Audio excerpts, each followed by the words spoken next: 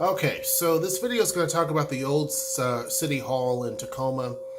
I've done a few videos talking about this, and it was actually one of the final pieces of downtown that actually was kind of prominent. Well, that is prominent and had a lot of neglect. There are two places: one, the old Elks Lodge, and then the old City Hall. Both of these are iconic buildings, and they pretty much are at the very far end of downtown. And I never understood, looking at these buildings, why they were allowed to just go into disrepair. I mean, especially the old City Hall. You can look at old postage stamps from back in the day, or postcards of Tacoma from 60, 70 years ago, 80 years ago, and it has the old City Hall on it. And the old City Hall has the clock tower and all that type of stuff, and it was really an important piece of the city. It's been through a couple of different owners. It even has a jail on the bottom of it and that type of thing. So it's a really, really nice structure. Now, McMenamins, which actually bought the Elks Lodge, and they're going to open that actually up next month, which I can't wait. Literally, I think it's going to be about 29 days, something like that. 29 days until Elks Lodge opens, and it's going to be called McMenamins Elk Lodge, and I can't wait. But McMenamins was supposed to actually open the old City Hall, and they were in negotiations with the city, and they were going to do their thing. Didn't happen. It became a little bit too expensive, especially when they had the old Elks Lodge that they hadn't started construction on with at the time, and then you add this other big building into the mix, and that's a lot of money. So even with McMenamins, the Elks Lodge, they had to get money from the community. They asked people to be investors, and so folks put in money to actually get that completed. So this was a huge undertaking, and taking two big buildings like that is a lot of money. So, third time's the charm, and so the city held another, basically just to put it out there. They want someone to buy this building. The city paid, I think, $4 million for it, which is not worth that. They paid $4 million, and, they want someone to basically bring it back to life. Now, I had always thought, looking at this building, it would be great for the clock tower to work. Literally function as a clock tower where you can look up and see the time, and that the bells actually ring. I even told Noel, I said, it'd be great if on New Year's the bell rang. Like maybe let the whole thing light up, and then the bell would ring at New Year's. It's kind of our thing, right? And she said, yeah, that'd be kind of cool. I think that would be awesome if that was the case. Well, today, it seems like the city is moving forward with Surge Tacoma. And Surge Tacoma is going to Mr. Marino, or Mr. Marino, I'm sorry if I'm saying the name wrong, is he owns Surge, I believe, and he's basically going to get that clock tower working. He even has a challenge for younger folks to get involved and be a team to figure out how to best make it light up.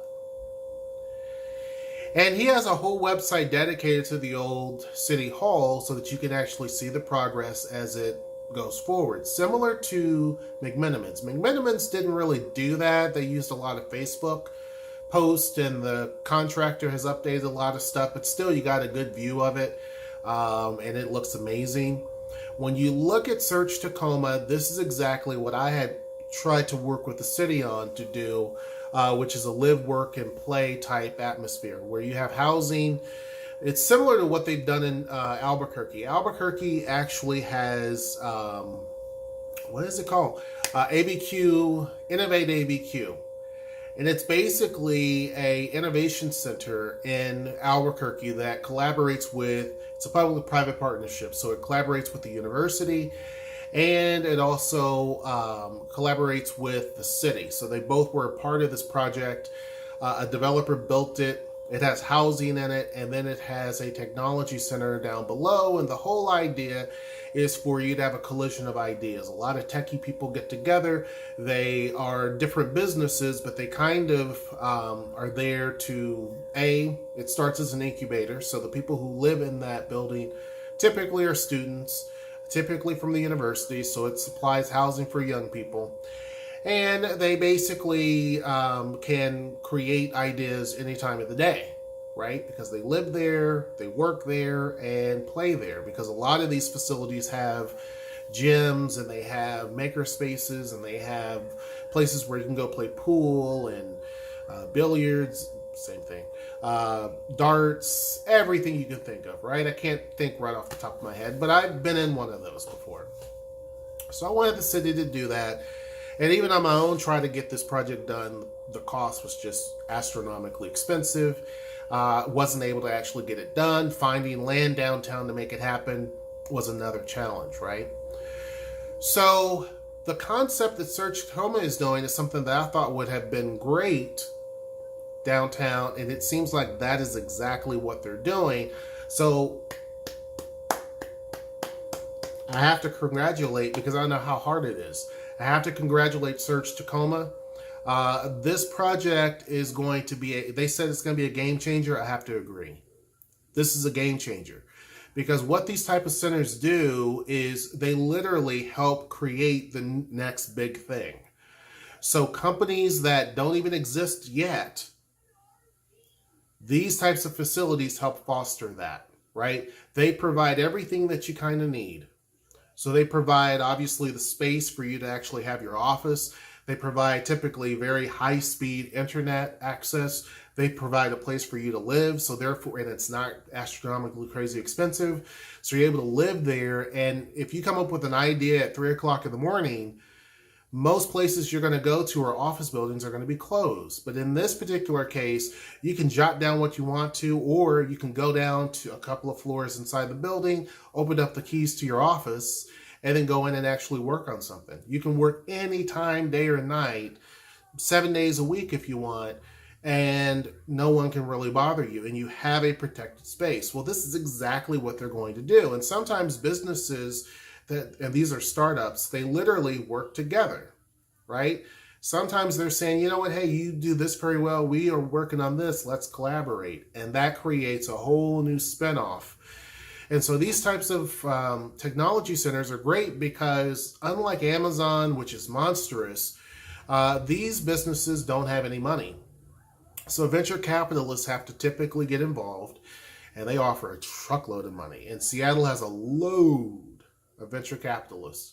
So bringing that type of money here to a lot of these startups is something that will, A, benefit the city greatly, because you're going to attract a lot of attention from investors. B, it grows the technology sector. C, you're literally taking an old building that hadn't been in use for a long, long time, and you're reactivating it. You're creating more tax revenue for the city. You're improving employment. You're creating companies that will probably, typically, when they start like this, they stay based in the city. They probably will locate close to the hub, the epicenter, which is Surge Tacoma. So a lot of times they'll stay in downtown or near downtown because they still collaborate. They still work with, because that building will have other companies that will exist. And once those companies get to a certain size, they move out and someone else takes their place, another startup. So this is actually going to be great. And in looking through this, they've done a lot of things that I think is perfect. Perfect. Excuse me.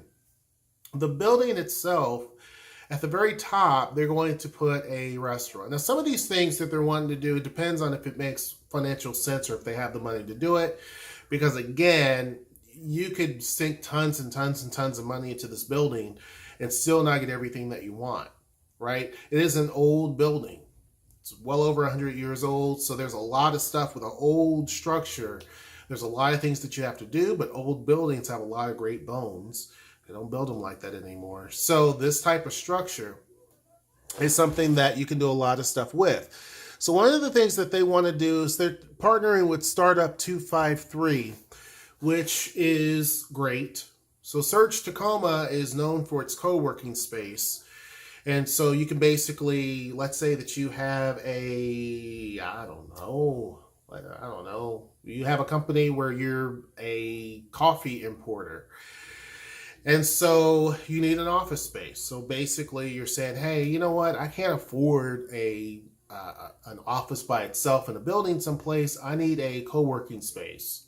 I don't have as much privacy that I probably would have normally had, but that's okay. I don't really need that. So co-working spaces depends on your need. It could be an open area where literally someone else is next to you. You can rent out a little bit of a desktop, or you have a small little cube that's boxed off, or you have a section where there's maybe room for 5 or 6 different co-workers to work with you at your business. So co-working spaces can be a multitude of different layouts for whatever your needs are. So that's what Search Tacoma is known for.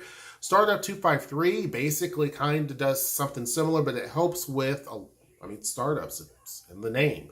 So them collaborating together is dangerous in a good way, because I think that you're going to have 2 experts putting that into this building. It's going to be really, really good.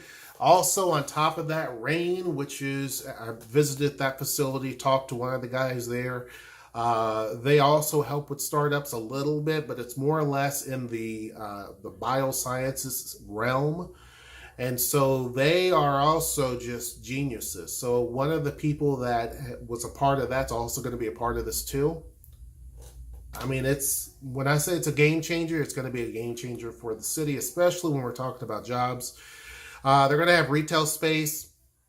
It says, our first floor will maintain the grand staircase with a unique entrance for our new shops. There will be a mixture of retail space and restaurants with plenty of co-working space available upstairs too. And so looking at the diagram, it shows basically the retail space is going to be on 2 floors. Then they're going to have some co-working space in there as well. And then they're going to have 2 floors of apartments, I believe. And then the clock tower can be an event center. It just depends on if they're going to be able to actually pull it off financially. But these apartments are going to be micro apartments. So, hold on, let me make sure this doesn't actually. Okay, cool. It's not going to do its thing. So what they're going to do is, instead of paying $4 million, which is what the city required, they actually did something pretty smart, and they said they will give the city $2 million in cash and $2 million in public benefits, which is smart because public benefits sometimes don't really cost you that much, but it's such a benefit to the community that it's $2 million worth of benefit for the community. So it actually adds up to $4 million. That's not money they have to completely cough up. They're coughing up the $2 million in cash. I think that's a good win for the city, because you're not going to get $4 million for this building. It's a great building, but you're not going to get $4 million for the building. Given all the rehab work you have to do, it doesn't make sense. So basically, as I said, the building's going to call for restaurants, a bar, offices, co-working, technology center, retail, and micro apartments. And they're going to have it completed by the at the end of 2021. His goal, Mr. Moreno's goal, is to have the bell ring on New Year's Eve. That's kind of the actual goal of this. So it was an 83-page development agreement that was sent to the city. They've been working on this since September. I'm going to tell you, there's a whole lot of plans that they have to do. It's going to be a lot of work. I'm telling you, a lot of work. The building is not as bad shape as what was Elks Lodge. That was in worse shape. But there's a lot that you have to do with a building like this, especially what they're wanting to do. It's going to be two restaurants. It says one on Pack Avenue at basement level, the other one on the rooftop. I thought they were originally going to have 3 restaurants. I think that they're kind of tweaking that because, again, it's a lot of money. And then they're going to have a speakeasy style bar on the lower level where the old jail resides, which is going to be pretty cool. Retail on the first 2 levels, office and co-working spaces on the next 2 levels, and then 40 micro apartments, which are going to be about 250 square feet each. Again, Tacoma offers micro apartments. Seattle does not. So a project like this, if this was actually in Seattle, may not have worked. But because Seattle or because Tacoma does allow it, that made a big difference for this. There could be 3 restaurants because it says another restaurant with fine dining on the top level, event space in the clock tower if economically feasible, and exhibit space. So I'm thinking 2 restaurants for sure, a third one if it makes financial sense at the top level, and then the clock tower being an event space if needed, and if it makes sense. I think that this is going to be something that is needed. It has been needed in the city for such a long time, and it makes complete sense. Project's going to cost about $15 million. The city, they're not required to provide any sort of parking. So I don't think that they're going to. Again, they're spending close to $20 million almost on this entire project. So we're talking a lot of money to begin with. So I don't think that they're... And the city is also pushing towards a less cars, more transit focus. Given the fact that we have other types of transit in place, and that was one of the reasons why I've been pushing for like a bike share or scooter share company, and it's good that Lime is still here, because projects like this rely heavily on things like that, as well as Link Light Rail.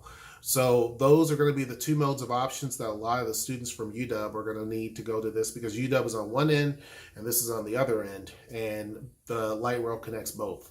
So it makes a whole lot of sense. And then for those who are impatient, you can obviously take scooters up. It's not a problem. The $2 million that they're going to give in public benefits for the project is basically over the course of 10 years. So again, to me, it makes a whole lot of sense. This is a big win for folks who are going to be entrepreneurs, looking for a way to start a business, but they just can't afford the traditional office space. This is one of those. It provides a lot of the resources that you need. So I think this is a good win. It's good that this building is no longer going to sit empty. Seems like they're going to get started on this building probably this summer, and then it's going to open at the end of 2021. So it's going to take about 1.5 years to, I'm surprised, 1.5 years for that size of building. 1.5 years seems really tight. But seems like they're going to be able to get it done in that time. Tell me what you think. I think it's a wonderful thing. The only thing I'm waiting on the only other thing that's out there is what's going to happen to the entertainment district, and we're still waiting to see if Topgolf is coming to Tacoma. If that happens, then all of the whole parameters that I've been looking for downtown will be complete. Anything else is going to be a cherry on top. This is already a big bonus for us here and for the region. Hope you guys enjoyed the video. Make sure you like, share, and subscribe. And until next time, I will see you. Take care.